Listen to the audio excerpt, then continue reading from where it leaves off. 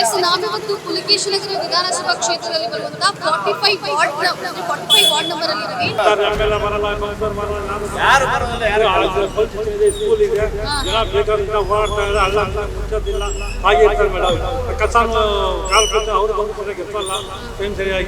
ಗಾಡಿಗಳು ಹೋಗೋದು ಆಗಲ್ಲ, ಮುಸ್ಸರ ಒಂದೇ ದಿವಸ ಇರಲ್ಲ, ಜಲಿಗಳಾಗ್ತಾರೆ. ಎಲ್ಲ ಮುಚ್ಚಿದ್ರು, ಅಲ್ಲೇ ಸ್ವಲ್ಪ ಮ್ಯಾಚ್ಗಳಾಗಿದ್ರು, ಒಂದೇ ಒಂದು ದಿವಸ ಇತ್ತು. ಮಾರನೇ ದಿವಸ ಎರಡನೇ ದಿವಸ ಇಲ್ಲಿ ಲೇಡೀಸ್ ಬರ್ತಾರೆ, ಗಾಡಿ ಓಡಿಸ್ಕೊಂಡು ಇಲ್ಲಿ ಚೆನ್ನಾಗಿ ಬಂದ್ಬಿಟ್ಟು ಇಲ್ಲಿ ಹೇಳ್ತಾ ಇದ್ದಾರೆ. ಯಾರು ಮಾಡೋದು ಟ್ರಾಫಿಕ್ ಜಾಮ್, ಯಾವ್ದು ಮಾಡೋದು ಟ್ರಾಫಿಕ್ ಜಾಮ್. ತ್ರಿವರ್ಣ ನ್ಯೂಸ್ನ ವಿಶೇಷ ಕಾರ್ಯಕ್ರಮಕ್ಕೆ ಸ್ವಾಗತ. ನಾನು ಪವಿತ್ರ ಗೌಡ. ಜನರೇ ಎಚ್ಚರ, ನಿಮ್ಮ ಜೀವಕ್ಕೆ ನೀವೇ ಜವಾಬ್ದಾರರು. ಯಾಕಂದ್ರೆ ನೀವು ಬೈಕ್ ತಗೊಂಡಾಗ, ಕಾರ್ ತಗೊಂಡಾಗ ರೋಡ್ ಟ್ಯಾಕ್ಸ್ ಅಂತ ದುಡ್ಡು ಕಟ್ತೀರಾ. ಆದ್ರೆ ನೀವು ಕಟ್ಟೋ ಟ್ಯಾಕ್ಸ್ ದುಡ್ಡನ್ನ ಬಳಸಿಕೊಂಡು ರೋಡ್ ಅನ್ನ ಹೇಗ್ ಮಾಡಿದ್ದಾರೆ ಗೊತ್ತಾ? ರಸ್ತೆ ಮಧ್ಯೆ ಗುಂಡಿಗಳಿದೆಯೋ, ಗುಂಡಿ ನಡುವೆ ದಾರಿ ಇದೆಯೋ ಒಂದು ಗೊತ್ತಾಗ್ತಾ ಇಲ್ಲ. ಒಂದ್ ವೇಳೆ ಈ ರೋಡ್ಗಳಲ್ಲಿ ಕಾಲಿಟ್ರೆ ಸೀದಾ ನರಕಕ್ಕೆ ಡೈರೆಕ್ಷನ್ ತೋರ್ಸೋಕೆ ಯಮರಾಜ ಕಾದ್ಕೊಂಡು ಕೂತಿರ್ತಾನೆ. ಒಬ್ಬು ತಗ್ಗು ಆಳದ ಅರಿವೆ ಇಲ್ಲದಷ್ಟು ಪ್ರಪಾತದಂತಿರೋ ಗುಂಡಿಗಳು ಒಂದ್ ಕಡೆ, ಕಾಂಕ್ರೀಟೇ ಕಾಣದ ರಸ್ತೆಗಳು ಇನ್ನೊಂದ್ ಕಡೆ. ಇವೆಲ್ಲ ಗ್ರೇಟರ್ ಬೆಂಗಳೂರು ಮಾಡೋಕೆ ಹೊರಟಿರೋ ನಮ್ಮ ರಾಜಧಾನಿಯಲ್ಲಿ ಕಂಡು ಬಂದಂತಹ ದೃಶ್ಯಗಳು. ಹೌದು, ರಸ್ತೆಗಳ ಅಭಿವೃದ್ಧಿಗೆ ಅಂತ ಸರ್ಕಾರ ಕೋಟ್ಯಾನುಗಟ್ಟಲೆ ಅನುದಾನವನ್ನ ಬಿಡುಗಡೆ ಮಾಡಿದೆ. ಹೊಸ ಯೋಜನೆಗಳನ್ನ ತರ್ತಾ ಇದೆ. ಗ್ರೇಟರ್ ಬೆಂಗಳೂರು, ಗಾರ್ಬೇಜ್ ಮುಕ್ತ ಬೆಂಗಳೂರು, ಗಾರ್ಡನ್ ಸಿಟಿ, ಆ ಸಿಟಿ, ಈ ಸಿಟಿ ಅಂತ ಬರೀ ಜಾಹೀರಾತುಗಳಿಗೆ ಮಾತ್ರ ಸೀಮಿತವಾಗಿದೆ ಬಿಟ್ರೆ ವಾಸ್ತವದಲ್ಲಿ ಯಾವೊಂದು ಕಾರ್ಯರೂಪಕ್ಕೆ ಬಂದಿಲ್ಲ.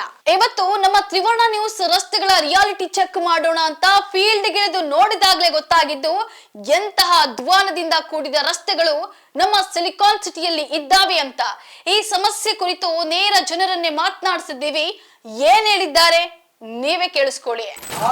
ಎಸ್ ನಾವಿವತ್ತು ಪುಲಿಕೇಶಿನಗರ ವಿಧಾನಸಭಾ ಕ್ಷೇತ್ರದಲ್ಲಿ ಬರುವಂತಹ 45 ವಾರ್ಡ್ ನಂಬರ್ ಅಲ್ಲಿ ಇದ್ದೀವಿ. ನೀವು ಇಲ್ಲಿ ನೋಡ್ತಾ ಇರ್ಬೋದು, ಇಂದಿರಾ ಕ್ಯಾಂಟೀನ್ ಇದೆ, ಪಕ್ಕದಲ್ಲೇನೆ ಪೊಲೀಸ್ ಸ್ಟೇಷನ್ ಇದೆ, ಹಾಗೆ ಸ್ಕೂಲ್ ಇದೆ. ಇಲ್ಲಿ ಸಾಕಷ್ಟು ಜನ ಅಂದ್ರೆ ಸಾವಿರಾರು ಜನ ದಿನನಿತ್ಯ ಓಡಾಡ್ತಾ ಇದ್ದಾರೆ. ಬಟ್ ಇಲ್ಲಿ ರಸ್ತೆಗಳೆಲ್ಲ ಗುಂಡಿಮಯ ಆಗೋಗ್ಬಿಟ್ಟಿದೆ. ಇಲ್ಲಿ ಜನರು ಅಂದ್ರೆ ನರಕ ಯಾತನೆ ಅನುಭವಿಸ್ತಿದ್ದಾರೆ ಅಂತಾನೆ ಹೇಳ್ಬೋದು. ಇದ್ರ ಬಗ್ಗೆ ಜನರು ಏನ್ ಹೇಳ್ತಾರೆ ಬನ್ನಿ ಅವ್ರ ಹತ್ರ ಕೇಳಿ ತಿಳ್ಕೊಳ್ಳೋಣ. ಸರ್ ನಮಸ್ತೆ. ನಮಸ್ತೆ ಮೇಡಮ್. ಇಲ್ಲಿ ನೀವು ರೋಡ್ ಎಲ್ಲ ನೋಡ್ತಾ ಇರಬಹುದು, ಅಂದ್ರೆ ಫುಲ್ ಗುಂಡಿಮಯ ಆಗೋಗ್ಬಿಟ್ಟಿದೆ. ಗುಂಡಿಗೆ ಯಾವಾಗ ಒಂದ್ಸಲ ಬರ್ತಾರೆ, ಎಮ್ಮೆಲ್ಲೆ ಬರಲ್ಲ, ಕೌನ್ಸಿಲರ್ ಬರಲ್ಲ, ಯಾರು ಬರೋದಿಲ್ಲ. ಪೊಲೀಸ್ ಸ್ಟೇಷನ್ ಇದೆ, ಸ್ಕೂಲ್ ಇದೆ, ಜನ ಬೇಕಾದಂತ ಓಡಾಡ್ತಾ ಇದ್ದಾರೆ. ಹಳ್ಳದಿಂದ ಮುಚ್ಚೋದಿಲ್ಲ, ಹಾಗೆ ಇರ್ತಾರೆ ಮೇಡಮ್. ಕಸಾನು ಕಾರ್ಪೊರೇಷನ್ ಅವ್ರು ಬಂದು ಸರಿಯಾಗಿ ಇರ್ತಲ್ಲ, ಟೈಮ್ ಸರಿಯಾಗಿ ಬಂದವರೆಲ್ಲ ಏಜೆಂಟ್ನವ್ರನ್ನ ರೋಡಲ್ಲಿ ಹಾಕ್ಬಿಟ್ಟು ಹೋಗ್ತಾರೆ. ಎಷ್ಟು ದಿನದಿಂದ ಈ ಸಮಸ್ಯೆ ಆಯ್ತಲ್ಲ, ಅವಾಗಿಂದ ಒಂದು 5-6 ವರ್ಷದಿಂದ ಹಾಗೆ ಕಂಟಿನ್ಯೂ ಇದೆ. ಅಷ್ಟೊಂದು ಕ್ಲಿಯರ್ ಮಾಡೋದು ಯಾರು ಮಾಡಲ್ಲ. ಎಲೆಕ್ಷನ್ ಬಂದ್ರೆ ಇದು ಮಾಡ್ತೀವಿ ಅದು ಮಾಡ್ತೀವಿ ಬರ್ತಾರೆ, ಓಟ್ ತಗೊಳ್ತಾರೆ, ಗೆದ್ಕೊಳ್ತಾರೆ, ಹೋಗ್ತಾ ಇರ್ತಾರೆ. ಓಕೆ, ನೀವು ಪ್ರೆಸೆಂಟ್ ಟೈಮ್ ಅಲ್ಲಿ ಏನು ಒಂದು ವಿಸಿಟ್ ಮಾಡಲ್ಲ ಇಲ್ಲ ಮೇಡಮ್. ಯಾರು ಅಳುಗು ಹೊಸಬ್ರು ಅನ್ನೋದು ಯಾರು ಇಲ್ಲ. ವೆಹಿಕಲ್ ಇಲ್ಲಿ ಅಂಬೇಡ್ಕರ್ ಹಾಸ್ಪಿಟಲ್ ಇದೆ ಕೆಳಗಡೆ, 2 ಕಿಲೋಮೀಟರ್ ಒಳಗಡೆ. ಏನಾದರೂ ಎಮರ್ಜೆನ್ಸಿ ಆದ್ರೂ ಜಾಗ ಇರಲ್ಲ ಇಲ್ಲಿ, ಅಷ್ಟು ಇದೇ ಇರುತ್ತೆ. ಯಾರಾದರೂ ಸತ್ತೋಗ್ಬಿಡ್ತಾರೆ, ಹಂಗೆ ಇದೆ ರೋಡು. ಇದೆಲ್ಲ ನಾವೇ ಹಾಕಿರೋದು, ಏನು ಕಾರ್ಪೊರೇಷನ್ ಹಾಕಿಲ್ಲ.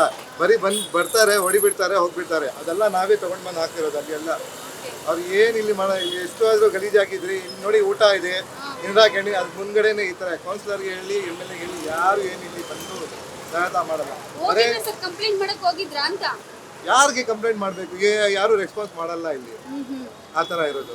MLAಗಳು ಏನು ವಿಸಿಟ್ ಮಾಡಲ್ಲ ಅಂತ? ಏನು ಯಾರು ವಿಸಿಟ್ ಮಾಡಲ್ಲ. ಹಬ್ಬ ಇದ್ರೆ ಬರೀ ಪೋಸ್ಟರ್ ಇರ್ತಾರೆ ಅಷ್ಟೇ. ಪೋಸ್ಟಲ್ ಇರ್ತಾರೆ.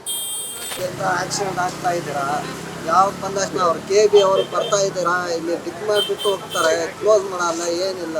ಸುಮ್ಮನೆ ತೊಂದರೆ. ಲೇಡೀಸ್ ಅವ್ರು ಬರ್ತಾರೆ, ಬಿದ್ದೋಗ್ಬಿಡುತ್ತೆ ಗಾಡಿನಲ್ಲಿ. ಇದೆಲ್ಲ ಕ್ಲೀನೇ ಮಾಡ್ತಾ ಇಲ್ಲ ಯಾರು ಬಂದು. ಎಷ್ಟು ದಿನದಿಂದ ಸರ್ 2 to 3 years ಇಂದ ಹಂಗೆ ಇದೆ ಸರ್. ಏನ್ ಗೋಡೆ ಹಾಕಿಲ್ಲ, ಟ್ಯಾಪ್ ಹಾಕೋ ಕೆಲಸ ಕೂಡ ಆಗಿಲ್ವಾ ಇಲ್ಲಿ? ಏನು ಆಗಿಲ್ಲ. ಇಲ್ಲಿ ಲೇಡೀಸ್ ಅವ್ರು ಬರ್ತಾರೆ, ಗಾಡಿ ಓಡಿಸ್ಕೊಂಡು ಇಲ್ಲಿ ಬಿದ್ದೋಗ್ಬಿಡುತ್ತೆ. ಚೆನ್ನಾಗಿ ಬಂದ್ಬಿಟ್ಟು ಇಲ್ಲಿ ಕೇಳ್ತಾ ಇದಾರೆ. ಯಾರು ಮಾಡೋದು ಟ್ರಾಫಿಕ್ ಫುಲ್ ಜಾಮ್, ಯಾವ್ದು ನೋಡಕ್ ಟ್ರಾಫಿಕ್ ಜಾಮ್. 5-6 ಕಿಲೋಮೀಟರ್ಗಳ ಉದ್ದಕ್ಕೂ ಇದೇ ಗುಂಡಿಮಯ ರಸ್ತೆಗಳೇ ಕಾಣಸಿಗೋದು. ಎಸ್, ನಾವಿವತ್ತು ಪುಲಕೇಶಿನಗರ ವಿಧಾನಸಭಾ ಕ್ಷೇತ್ರದಲ್ಲಿರುವ ವಾರ್ಡ್ ನಂಬರ್ 32 ಮತ್ತು 45 ನಲ್ಲಿರೋ ರಸ್ತೆಗಳ ದುರಾವಸ್ಥೆಯನ್ನ ಕ್ಯಾಮೆರಾ ಮೂಲಕ ಸೆರೆ ಹಿಡಿದಿದ್ದು ನಿಜಕ್ಕೂ ಒಂದು ಕ್ಷಣ ಬೆಚ್ಚ ಮುಚ್ಚಿ ಬಿದ್ದೋದ್ವಿ. ಈ ರೋಡ್ ಏನಿದೆ ಇದು ಶಿವಾಜಿನಗರದಿಂದ ಟುವರ್ಡ್ಸ್ ಯಲಹಂಕಕ್ಕೆ ಸಂಪರ್ಕ ಸೇರಿಸೋ ದಾರಿ. ಏನಿಲ್ಲ ಅಂದ್ರೂ ನೂರಾರು ಬಸ್ಗಳು, ಸಾವಿರಾರು ಪ್ರಯಾಣಿಕರು ಪ್ರಯಾಣಿಸ್ತಾರೆ. ಲಕ್ಷಾಂತರ ಬೈಕು, ಕಾರ್ಗಳು ಈ ರೋಡಲ್ಲಿ ಸಂಚರಿಸ್ತವೆ. ಅಲ್ಲದೆ ಇದೇ ರಸ್ತೆ ಪಕ್ಕದಲ್ಲಿ ಚಿಕ್ಕ ಪುಟ್ಟ ಗಿರಣಿ ಅಂಗಡಿಗಳನ್ನ ಹಾಕಿಕೊಂಡಿರೋ ವ್ಯಾಪಾರಸ್ಥರಿಗೆ ತೊಂದರೆ ಆಗ್ತಾ ಇದೆ. ಇತ್ತ ಫುಟ್ಪಾತ್ ಮೇಲೆ ಓಡಾಡೋರಿಗೂ ತೊಂದರೆ ಆಗ್ತಾ ಇದೆ. ಇದೇ ರಸ್ತೆ ಉದ್ದಕ್ಕೂ ಏನಿಲ್ಲ ಅಂದ್ರೂ 5 ರಿಂದ 6 ಕಿಲೋಮೀಟರ್ ಅಷ್ಟು ಬರೀ ಇದೇ ರೀತಿ ಗುಂಡಿಗಳಿಂದ ಕೂಡಿದೆ ಅನ್ನೋದನ್ನ ಅಲ್ಲಿನ ಸ್ಥಳೀಯರೇ ಹೇಳಿರುವಂತದ್ದು. ದೊಡ್ಡಿಯಿಂದ ನಾಗವಾರ ತನಕ ಹಿಂಗೆ ಹಳ್ಳಗಳೈತೆ, ಸಾವಿರಾರು ಹಳ್ಳಗಳೈತೆ ನೋಡಿ. ಬಸ್ ಹೊತ್ತು ನೀರು ನೋಡಿ ಅಲ್ಲಿ ಹಿಂದ್ಗಡೆ ನೋಡಿ ಹಂಗೈತೆ. ಎಲ್ಲ ಗಾಡಿಗಳು ಹೋಗೋದು ಆಗಲ್ಲ. ಮುಸ್ಸರ ಒಂದೇ ದಿವಸ ಇರಲ್ಲ, ಜಲಿಗಳಾಗ್ತಾರೆ. ಅವತ್ತು ಇವ್ರು ಬಂದು DKಶಿ ಬಂದ್ರು, ಎಲ್ಲ ಮುಚ್ಚಿದ್ರು. ಅಲ್ಲಿ ಸ್ವಲ್ಪ ಪ್ಯಾಚ್ಗಳಾಗಿದ್ರು. ಒಂದೇ ಒಂದು ದಿವಸ ಆಯ್ತು. ಮಾರನೇ ದಿವಸ, 2ನೇ ದಿವಸ ಫುಲ್ ತಿರ್ಗ ಹಳ್ಳ ತಿರ್ಗ ಹಾಕಿದ್ರು. ಹಂಗೆ ಹಳ್ಳಗಳೇ ಇದ್ರು. ಸ್ವಲ್ಪ ಅಖಂಡ ಶ್ರೀನಿವಾಸ್ ಮಾಡ್ತಾ ಇದ್ರು. ಇವಾಗ ಅವರು ಬರ್ತಾನೆ ಇಲ್ಲ. ಅವ್ರು ಎಲ್ಲಿ ಇದ್ದಾರೆ ಏನಂತ ಅವ್ರ ಆಳುಗಳು ಬರ್ತಾರೆ ಹೋಗ್ತಾರೆ. ಏನು ನೋಡಿ ಇದು ಹೆಂಗ ದುಡ್ಡುಗಳು ಮೋರಿಗಳಿಗೆ ಮಾಡಿದ್ದಾರೆ. ದುಡ್ಡು ಕೊಟ್ಟು 10 ರೂಪಾಯಿ ತಗೊಂಡಿದ್ದಾರೆ. ಅದಿನ್ನ ಮಾಡ್ತಾ ಇಲ್ಲ. ಅಲ್ಲೆಲ್ಲ ಹಂಗೆ ಮಣ್ಣುಗಳೈತೆ ಫುಲ್. ಅಲ್ಲಿ 300 ಕೋಟಿ ಅನುದಾನ ಬಿಡುಗಡೆ ಆಗಿರೋದು ರಸ್ತೆ ರಿಪೇರಿಗೆ.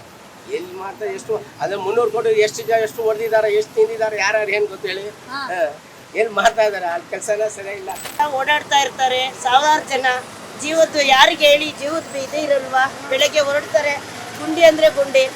ಅಷ್ಟು ಮುಂಚೆ ಏಳುಮಲೆ ಅಂತ ಇದ್ರು ಏರಿಯಾ, ಪುಲಿಕೇಶಿ ನಗರ. ಅವ್ರಿಲ್ಲ ಇವಾಗ. ಅವರು ಸತ್ತೋಗ್ಬಿಟ್ರು. ಅವ್ರಿದ್ದಾಗ ಸಹ ಆಗ್ತಾ ಇದ್ರು ರೋಡು, ಗಲ್ಲಿಲಿ ಚೇಂಬರ್ದು ಎಲ್ಲ ಚೆನ್ನಾಗಿ ಮಾಡ್ತಾ ಇದ್ರು. ಮೇನ್ ರೋಡ್ ಅಲ್ವಾ, ಯಾವಾಗ್ಲೂ ಟ್ರಾಫಿಕ್ ಜಾಮ್ ಆದ್ರೂ ಏನು ರೋಡ್ ಒಂದು ಹಾಕ್ಬೇಕಂದ್ರೂ ಟ್ರಾಫಿಕ್ ಸಮಸ್ಯೆಯಿಂದ ರೋಡ್ ಹಾಕಕ್ಕೂ ಹಿಂದೆ ಮುಂದೆ ಹಾಕ್ತಾರೆ. ರಾತ್ರಿ ಹೊತ್ತು ನಿಂತ್ಕೊಂಡು ಮಾಡಿಸ್ಬೋದು. ಅಂದ್ರೆ ನೋಡಿ, ಇವಾಗ ಯಾರಿಗೂ ಜೀವದ ಭಯ ಇರಲ್ವಾ ಹೇಳಿ? ತುಂಬಾ ಜನ ಬೀಳ್ತಾ ಇದ್ದಾರೆ, ಎಳ್ದೋಳ್ತಾರೆ. ಏನ್ ಮಾಡ್ಬೇಕು ಹೇಳಿ? ಗುಂಡಿಯ ಆಳ ತಿಳಿದೆ ಮೊಗ್ಗರಿಸಿದ ಪಾದಚಾರಿಗಳು. ಒಮ್ಮೆ ಸರಿಯಾಗಿ ನೋಡಿ, ಪೇಷಂಟ್ ಒಬ್ರು ಎಷ್ಟು ಕಷ್ಟಪಟ್ಟು ತಮ್ಮ ಮನೆಯೊಳಗೆ ನಡೆದುಕೊಂಡು ಹೋಗೋ ಪರಿಸ್ಥಿತಿ ಇದೆ ಅನ್ನೋದನ್ನ ಒಮ್ಮೆ ಸರಿಯಾಗಿ ನೋಡಿ. ಒಂದ್ ವೇಳೆ ಗುಂಡಿ ಇಲ್ದೆ ರಸ್ತೆ ಇದ್ದಿದ್ರೆ ಆರಾಮಾಗಿ ಯಾರ ಸಹಾಯ ಇಲ್ದೆ ಹೋಗ್ತಾ ಇದ್ರು ಅನ್ನೋದನ್ನ ಅವರ ಧರ್ಮಪತ್ನಿ ಹೇಳ್ತಾ ಇರುವಂತದ್ದು. ಅಲ್ಲದೆ ಇದೇ ಗುಂಡಿಯಲ್ಲಿ ನಿನ್ನೆ ಅಪಘಾತ ಕೂಡ ಸಂಭವಿಸ್ತು ಅನ್ನೋದನ್ನ ಇಲ್ಲಿನ ಸ್ಥಳೀಯರೊಬ್ಬರು ತಿಳಿಸಿರುವಂತದ್ದು. ನಮ್ಮನೇಲಿ ಪೇಷಂಟ್ ಇದ್ದಾರೆ, ನಾವು ಕರ್ಕೊಂಡ್ ಬರಕ್ ಆಗ್ತಾ ಇಲ್ಲ, ಅವ್ರನ್ನ ಹತ್ತಿ ಇಲ್ಲಿ ನಿಲ್ಸ್ಕೊಳಕ್ ಆಗ್ತಾ ಇಲ್ಲ. ಎಲ್ಲ ಕಾರ್ ಬಂದ್ರೆ ಈ ಗುಂಡಿಯಿಂದ ನೀರೆಲ್ಲ ಎಗರುತ್ತೆ. 1-2 ನಿಮಿಷ ನಿಂತ್ಕೊಳಕ್ ಆಗ್ತಾ ಇಲ್ಲ. ನೋಡಿ, ಕಾರ್ ನಿಂತ್ಕೊಂಡಿದ್ರೆ ಪೇಷಂಟ್ ನಾವು ಮೇಲೆ ಶಿಫ್ಟ್ ಮಾಡಬೇಕು. ಅಲ್ಲಿಂದ ನೀರು ಬರ್ತದೆ. ಅಲ್ಲೊಂದು ಗುಂಡಿ ಇದೆ, ಇಲ್ಲೊಂದು ಗುಂಡಿ ಇದೆ. ಹೇಳ್ತಾನೆ ಇದೀವಿ, ಕಂಪ್ಲೇಂಟ್ ರೈಸ್ ಮಾಡ್ತಾನೆ ಇದೀವಿ. ಒಂದ್ಸರಿ ಜಲ್ಲಿ ಪುಡಿ ನಾವೇ 3 ಸರಿ ಮಾಡಿದೀವಿ ಮೇಡಮ್. ಇಲ್ಲಿ ಕಲ್ಲು ಹಾಕಿದೀವಿ, ಮಣ್ಣು ತರಿಸಿ ಹಾಕಿದೀವಿ. ಹಂಗೂ ಅದು ಯಾರು ಬಂದು ತಿರು ಕೂಡ ನೋಡ್ತಾರೆ. ತುಂಬಾ ಬೇಜಾರಾಗ್ತಾ ಇದೆ. ಇದು ಎಷ್ಟು ದಿನಗಳಿಂದ ಈ ಗುಂಡಿ ಇರೋದು ಸಮಸ್ಯೆ. ಸುಮಾರು 3 ತಿಂಗಳಿಂದ ಗ್ಯಾರೇಜ್ನವ್ರಿಗೂ ತೊಂದರೆ ಆಗ್ತಾನೆ ಇದೆ. ಅವರು ಬಂದು ಮಾಡ್ತಾನೆ ಇದ್ದಾರೆ. ಪಾಪ ಅವರು ಹೇಳ್ತಾನೆ ಇದ್ದಾರೆ, ಆಂಟಿ ನಿಮ್ಗೆ ತುಂಬಾ ಕಷ್ಟ ಆಗ್ತಾ ಇದೆ ಓಡಾಡಕ್ಕೆ. ಮೇಲೆ ನಾನು ಇದು ಮಾಡ್ತಾ ಇದ್ದೀನಿ. ಅವ್ರಿಗೆ ಗಾಡಿ ನಿಲ್ಲಿಸಿದ್ರು. ನೋಡಿ, ಇಲ್ಲಿ ಬಂದು ನಿಂತ್ಕೊಂಡ್ರೆ ನಾವು ರೆಡಿ ಆಗ್ಬಿಟ್ಟು ಹೊರಗಡೆ ಬಂದು ನಿಂತ್ಕೊಳ್ಳೋಂಗೂ ಇಲ್ಲ. ಕರೆಕ್ಟ್. ಅಷ್ಟು ನೀರು ಹಿಡಿಯುತ್ತೆ. ಹೌದು, ನೀರು ಅಷ್ಟು ಹಾರುತ್ತೆ ನಮ್ಮ ಮೇಲೆ. ಅಲ್ಲೊಂದು ಗುಂಡಿ ಇದೆ, ಅಲ್ಲಿಂದ ಈಗಲೂ ನೀವು ನೋಡ್ಬೋದು ಸ್ಪಾಟ್ ಅಲ್ಲೇ ನೀರು ಬರ್ತಾನೆ ಇದೆ ಮೇಡಮ್. ನಾವ್ ಯಾರಿಗೆ ಹೇಳ್ಬೇಕು ಹೇಳಿ? ಎಷ್ಟು ಸರಿ ಕಂಪ್ಲೇಂಟ್ ಕ್ವೈರಿ ರೇಸ್ ಮಾಡಿದ್ರು ಇದೇ ತೊಂದರೆ ಆಗ್ತಾ ಇದೆ.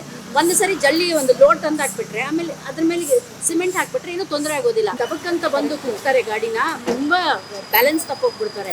ಅದು ನಿಜವಾಗ್ಲೂ ತುಂಬಾ ಫೇಸ್ ಮಾಡ್ತದೆ 2 ವೀಲರ್ಸ್ ಎಲ್ಲ. ಅದು ಪ್ರಾಬ್ಲಮ್ ಆಗಿದೆ. ನೋಡಿ, ನಮಗೆ ಇಷ್ಟೊಂದು ಕಷ್ಟ ಆಗ್ತದೆ. ಮನೇಲಿ ವಾಸ ಮಾಡ್ತಾ ಇದೀವಿ, ಹೇಳಿ ನಮ್ಗೆ ಸಾಕಾಗಿದೆ. ಇಲ್ಲಿ ಗುಂಡಿನಲ್ಲಿ ಬಂದು 2 ಮಕ್ಕಳು ಬಿದ್ದೋಯ್ತು, ಒಂದು ಹೆಂಡತಿ ಬಿದ್ದೋಯ್ತು. ಓಕೆ, ಯಾವತ್ತಾಗಿದೆ ಈ ಘಟನೆ? ನಿನ್ನೆ ಸಾಯಂಕಾಲ 6 ಗಂಟೆಗೆ. ಏನಾದ್ರೂ ಸಿವಿಯರ್ ಆಯ್ತಾ ಅಥವಾ ಏನ್ ಚಿಕ್ಕ ಪುಟ್ಟ ಮೂಗೇಟಾ? ಇಲ್ಲ, ಕೈ ಸ್ವಲ್ಪ ಇದಾಗ್ತದೆ, ಸ್ವಲ್ಪ ಓಕೆ.